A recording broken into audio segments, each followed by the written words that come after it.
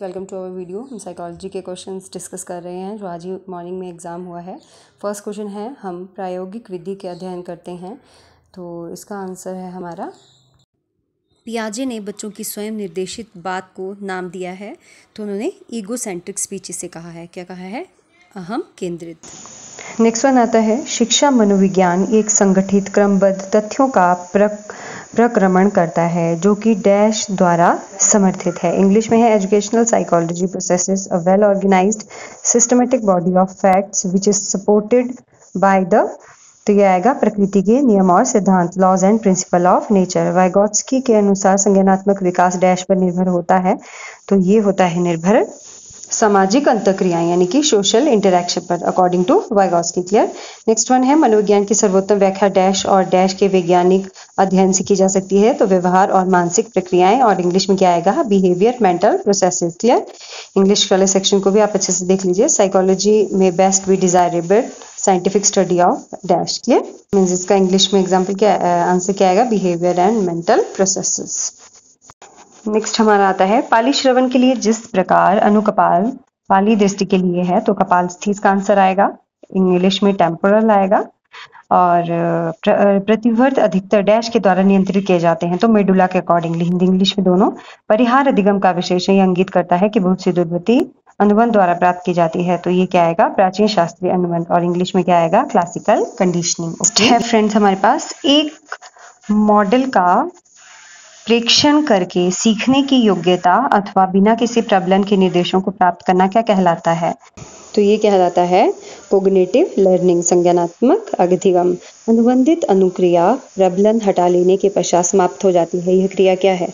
तो इसके दोनों ही आंसर है, एक्सटेंशन और स्टिमुलस जनरलाइजेशन, तो दोनों में डाउट है। नेक्स्ट वन है, बुद्धि को इस प्रकार से परिभाषित किया जाता है, अमूर्त चिंतन और अनुभव से सीखने की योग्यता, the ability to think abstractly and learn from experience. बाकी की तो फ्रेंड्स एग्जैक्ट जो है आंसर के आने के बाद ही पता लगेंगे। नेक्स्ट वन आता है, शिक्षण निम्न क्षेत्र में श्रेष्ठता पर आधारित है, तो knowledge of concept. Clear.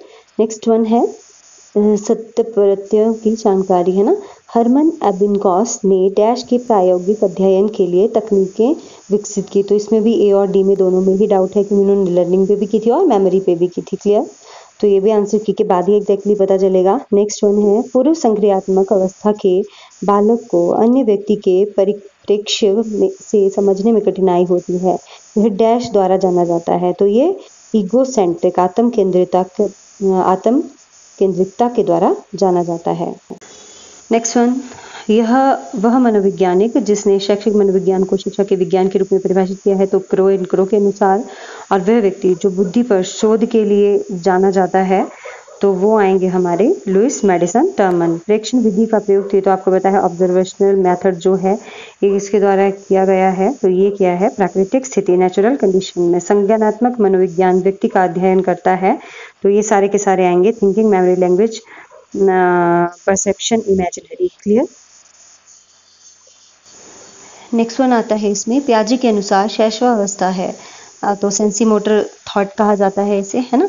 Next one है, निम्नलिखित में से कौन सा मनुष्य समाज का क्षेत्र है? तो व्यवहार की शैली, style of behaving. Next one, शैक्षणिक मनोविज्ञान अधिगमकर्ता के व्यवहार का उसके डैश से के संबंध में अध्ययन करता है, तो एजुकेशनल एनवायरनमेंट, शैक्षणिक वातावरण। Educational psychology studies behaviour of learner in relation to his और her educational environment. Okay. Next one आता है, संरचनावाद के विकास के लिए मुख्यतः कौन उत्तरदायी है? तो विलियम वुंट। व्यवहार के अध्ययन के लिए अत्यधिक वैज्ञानिक वस्तुनिष्ठ विधि कौन सी है? तो एक्सपेरिमेंटल मेथड।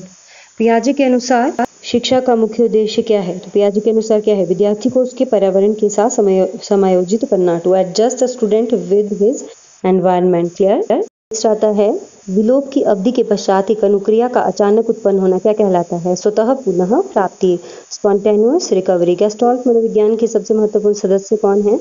तो सभी हैं ये। क्लियर। कोफका, मैक्स वेदर और वॉल्फगैंग कोहलर। क्लियर। नेक्स्ट, वह प्रगतिशील शिक्षण के संस्थापक और शिक्षण के क्षेत्र में शोध का जनक जाना जाता है, तो जोसेफ मेयर राइस को जाना जाता है।